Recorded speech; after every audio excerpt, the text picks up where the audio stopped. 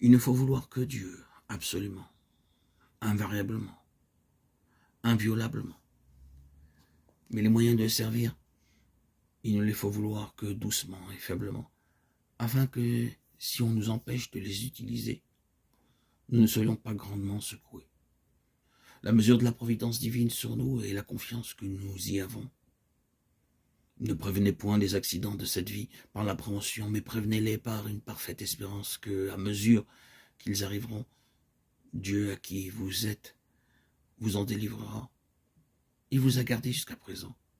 Tenez-vous seulement bien en la main de sa providence, et il vous assistera en toute occasion.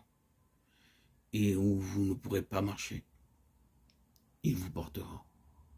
Que devez-vous craindre, étant à Dieu, qui nous a si fortement assuré qu'à ceux qui l'aiment, tout revient à bonheur.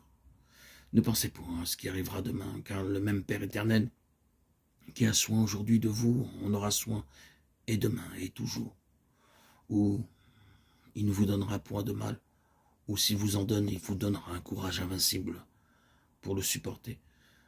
Demeurez en paix, ôtez de votre imagination ce qui peut vous troubler, et dites souvent à notre Seigneur, « Ô Dieu, vous êtes mon Dieu, et je me confierai en vous. Vous m'assisterez et serez mon refuge. Et je ne craindrai rien, car non seulement vous êtes avec moi, mais vous êtes en moi, et moi en vous. Que peut craindre l'enfant entre les bras d'un tel Père? Soyez bien un enfant, et comme vous le savez, les enfants ne pensent pas à tant d'affaires. Ils en ont qui y pensent pour eux. Ils sont bien assez forts s'ils demeurent avec leur Père. Faites donc bien ainsi, et vous serez en paix. Il faut traiter ces affaires avec soin, et sans empressement ni souci. Ne vous empressez point à la besogne, car toutes sortes d'empressements troublent la raison et le jugement, et nous empêchent même de faire bien la chose à laquelle nous nous empressons.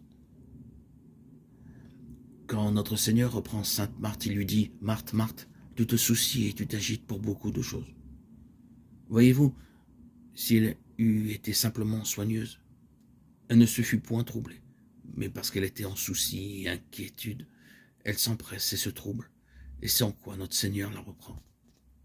Jamais besogne faite avec impétuosité et empressement ne fut bien faite. Recevez donc les affaires qui vous arrivent en paix, et tâchez de les faire par ordre, l'une après l'autre. Il faut donc haïr nos défauts, mais d'une haine tranquille et paisible, non point d'une haine dépiteuse et troublée. Et si il faut avoir patience de les voir et en tirer le profit d'un saint abaissement de nous-mêmes, faute de cela, nos imperfections que nous voyons subtilement nous troublent encore plus subtilement et par ce moyen se maintiennent.